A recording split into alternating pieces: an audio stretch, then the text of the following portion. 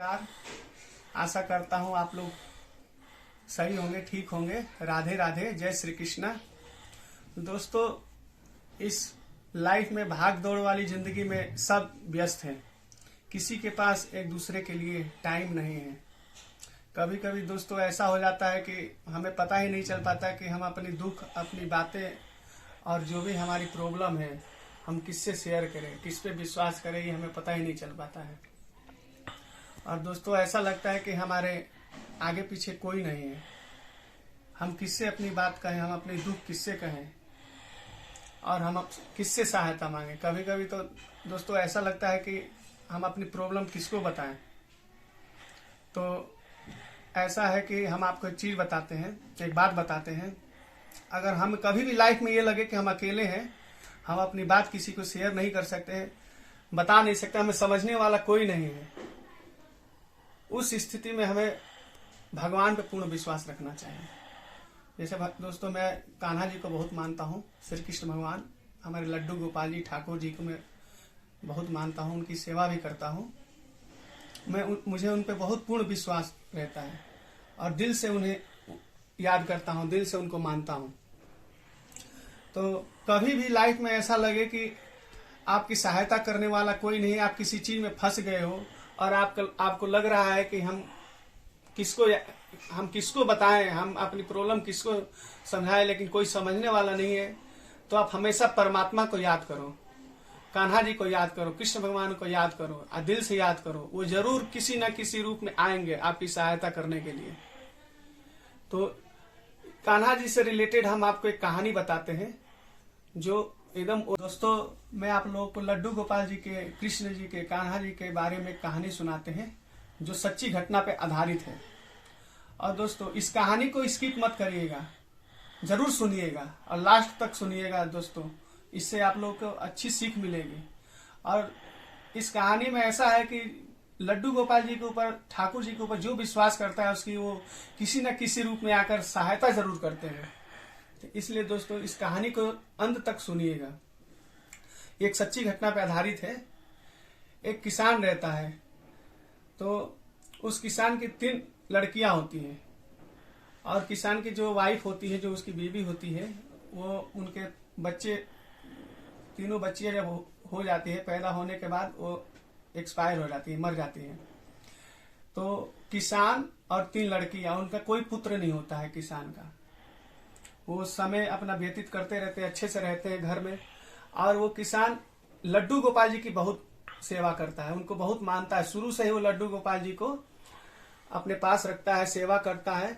और हर बात, कोई छोटी से छोटी बात अपने घर में जो भी होता है, कहीं भी जाता है, आता है, खाता है, पीता है, कोई भी चीज होती है, वो एक परिवार के सदस्य की तरह वो लड्डू गोपाल जी से शेयर करता है। उनसे कहीं भी जाता है तो उनसे पूछ के जाता है, हर चीज उनको बताता है और उनकी बहुत सेवा करता है। तो एक दिन क्या होता है, उसके मन में आता है, उनकी पहली बात की वो अपनी 2 लड़कियों की तो शादी कर चुका होता है किसान, और तीसरी लड़की बची रहती है। कुछ साल बीतने के बाद क्या होता है कि उसके मन में आता है कि भाई उनकी तीसरी लड़की की भी शादी का समय आ गया है। तो अच्छा परिवार देख के अपनी तीसरी लड़की का भी शादी वो करने के मन में विचार लेके कान्हा जी से शेयर करता है। कान्हा जी से कहता है कि प्रभु, बिटिया की शादी का समय नजदीक आ रहा है, तो अब पैसे उसे है नहीं मेरे पास। तो उसके मन में विचार आता है कि चलो हमारे गांव में एक सेठ जी हैं, हम उनसे मिलते हैं, उनसे ही कुछ पैसे लेके बेटी की शादी कर देते हैं। तो वो सेठ जी के पास जाते हैं और बताते हैं कि हमें कुछ समय के लिए पैसा उधार दे दीजिए, बेटी की शादी के लिए हम आपको ब्याज सहित जो भी पैसा है हम वापस कर देंगे। तो सेठ जी भाई तैयार हो जाते हैं, कहते हैं कि ठीक है, जब आपको जरूरत हो आप पैसे आके ले जाना और जो भी आपकी बेटी की शादी में जो भी खर्चा होगा आप ले जाना, हम तैयार हैं देने के लिए। तो उसके बाद क्या होता है कि किसान भाई आते हैं और अच्छे घर परिवार में अपनी लड़की की शादी तय कर देते हैं। वो तय करने के बाद सेठ जी से आके पैसे ले जाते हैं और शादी का समय जब आता है तो शादी धूमधाम से होती है। और शादी करने के बाद लड़की की विदाई करके अब किसान भाई अपना पैसा इंतजाम करने में लग जाते हैं कि भाई सेठ जी को देना है, 1 साल का टाइम रहता है, सेठ जी ने 1 साल का टाइम दिया रहता है, भाई हमें 1 साल में पैसा चाहिए ब्याज सहित। अब समय धीरे धीरे गुजरता जाता है। 1 2 3। तो किसान भाई पैसा एकत्रित करने में जुट जाते हैं, लेकिन जो सेठ जो होता है वो बहुत लालची होता है। सेठ तो इसलिए पैसा दिया रहता है कि चलो किसान तो पैसा दे नहीं पाएगा, तो हम उसका जमीन घर जो भी होगा सब हम लिखवा लेंगे। इसी लालच में उसने पैसे दिया था। फिर क्या होता है कि समय धीरे धीरे गुजरता जाता है। 1 साल का टाइम कब निकल जाता है किसान को पता ही नहीं चलता। 1 साल का समय हो जाता है, लेकिन किसान पैसे का इंतजाम नहीं कर पाता है। फिर 2 दिन, 1 साल निकलने के बाद 2 दिन बाद सेठ आता है। सेठ भाई बोलता है किसान भाई से कि किसान भाई 2 दिन एक्स्ट्रा हो गया, तुमने यार मेरे पैसे दिए नहीं।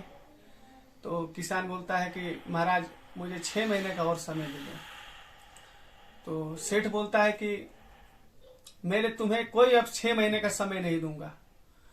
अब जो तुम्हें समय देना था मैंने दे दिया। अब तुम्हारे लिए मैं 10 दिन का समय देता हूं। 10 दिन के अंदर तुम पैसे अगर नहीं देते हो तो तुम्हारा जो भी जमीन है सब मैं लिखवा लूंगा। और सेठ बोल के वहां से चला जाता है। ठीक है, सेठ बोल के वहां से चला जाता है। 10 दिन बाद अब किसान परेशान हो जाता है, भाई 10 दिन में मैं इतने पैसे कहां से इंतजाम करूंगा। वो भाई जाता है अपने ठाकुर जी के पास, लड्डू गोपाल के पास, और परेशानी बताता है अपने। बोलता है कि प्रभु मैं 10 दिन में कहां से पैसे इंतजाम कर पाऊंगा, सेठ ने मुझे 10 दिन का टाइम दिया है। और किसान अंदर ही अंदर मतलब घुटता रहता है, परेशान रहता है कि 10 दिन में मैं कहां से पैसे लाऊंगा। रोज कान्हा जी से रोज वो प्रार्थना करता है और मन में सोचता है कि मैंने 3 लड़कियों की शादी की और मेरे पास इतने पैसे बचे नहीं कि मैं इंतजाम भी नहीं कर पा रहा हूँ सेठ को देने के लिए। अब मैं कैसे क्या करूं, मेरे तो खाने के लिए भी मेरे पास पैसे का इंतजाम नहीं हो पा रहा है। मन में सोचता रहता है कि 10 दिन में कहां से मैं जुगाड़ करूं पैसे का। तो भाई 10 दिन निकल जाता है। किसान सोचता है कि अब 11वें दिन सेठ जरूर आएगा, अब धमकाएगा मेरे को। 11वें दिन भी निकल जाता है। किसान सोचता है कि भाई सेठ आया नहीं। अब किसान भाई सोचता है कि चलो 12वें दिन में ही सेठ जी के पास जाके कुछ विनती करूंगा कि कुछ और समय दे दे मुझे। अब किसान सेठ के पास जाता है। सेठ के पास जाता है तो सेठ कहता है अपने आदमियों से, अरे भाई इनको बैठाओ, किसान भाई आए, इनको आदर सत्कार करो, चाय पानी पिलाओ, नाश्ता कराओ। अब किसान को समझ में नहीं आता कि हो क्या रहा है। तब सेठ जी कहते हैं कि अरे भाई अभी तुम परसों ही तो आए थे मेरे यहाँ, तुमने तो जो पैसे दिए थे मुझे उससे ज्यादा ब्याज दिए और उससे ज्यादा पैसे दे के मुझे गए। अब क्या दिक्कत होगी, अब किस लिए आप आए हो। तो किसान मन में सोचने लगा हो क्या रहा है, ये मैं आया नहीं, ये कह रहे हैं कि तुमने आके पैसे सारे दे दिए। तब किसान के मन में आता है ओहो ये तो मेरे लड्डू गोपाल जी, मेरे ठाकुर जी का काम है। ठाकुर जी ने आके सारे पैसे दे दिए। वो भागा भागा जाता है और अपने ठाकुर जी के चरणों में गिर जाता है और कहता है कि हे प्रभु मैं कभी मेरे को ये समझ में नहीं आया कि मेरा पैसा कहाँ से चुकता होगा, कौन करेगा, लेकिन आपने मेरी सहायता की। तो दोस्तों हमेशा भगवान पे विश्वास रखो। तो दोस्तों हमें इस कहानी से ये शिक्षा मिलती है कि हमेशा भगवान पे विश्वास रखना चाहिए। और दोस्तों भगवान पे इतना विश्वास रखो कि कभी वो टूटे ना। ये ना कि थोड़ा सा दुख हुआ और आप भगवान को कहे कि भगवान की वजह से हमें ये प्रॉब्लम हो रही है, ये भगवान ये सब चीज कर, भगवान नहीं करता है दोस्तों, हमारे कर्मों की वजह से होता है। जो हम कर्म करते हैं उसके अनुसार हमें जो भी दुख होता है सुख होता है वो हमें मिलता है। भगवान ने तो हमें अच्छा हाथ पैर सब चीज सलामत दिया है, हमारे ऊपर है कि हम कैसा कर्म करते हैं। अच्छा कर्म करेंगे तो हमारे साथ अच्छा होगा, बुरा कर्म करेंगे तो हमारे साथ बुरा होगा। इसलिए दोस्तों भगवान पे विश्वास रखो। अगर आप कुछ कर्म ऐसे होते हैं कि जो अच्छे कर्मों के प्रभाव से कट जाते हैं, लेकिन कुछ खराब कर्म ऐसे होते हैं कि उसका फल हमें भोगना ही पड़ता है। और वो खराब कर्म भी हम हरि के नाम ले, ठाकुर जी के नाम ले, उनके प्रभाव से भी कुछ कर्म खत्म हो जाते हैं। तो भगवान पे विश्वास रखो दोस्तों, और कभी भी भगवान की निंदा नहीं करनी चाहिए। और भगवान की पूजा करने मात्र से नहीं होता है, हम भगवान की पूजा ही करें और दूसरों के बारे में गलत सोचें तो ये भी हमारा एक खराब कर्म है, इसका भी फल हमें भोगना पड़ता है। और भगवान पे विश्वास रखना ये हमारी प्राथमिकता है। आप जितना भगवान में विश्वास रखोगे, आप कभी भी दुख नहीं होगा आपको। राधे राधे दोस्तों, राधे राधे दोस्तों, जय श्री कृष्णा। और इस कहानी को आप लोग सुनिएगा, अच्छा लगे तो शेयर भी करिएगा और कमेंट भी करिएगा दोस्तों। और मेरे चैनल को सब्सक्राइब जरूर करिएगा। आप लोगों के सब्सक्राइब से मेरा चैनल का ग्रोथ हो सकता है, और आप लोग आशीर्वाद हमारे ऊपर बनाए रखिए। राधे राधे दोस्तों।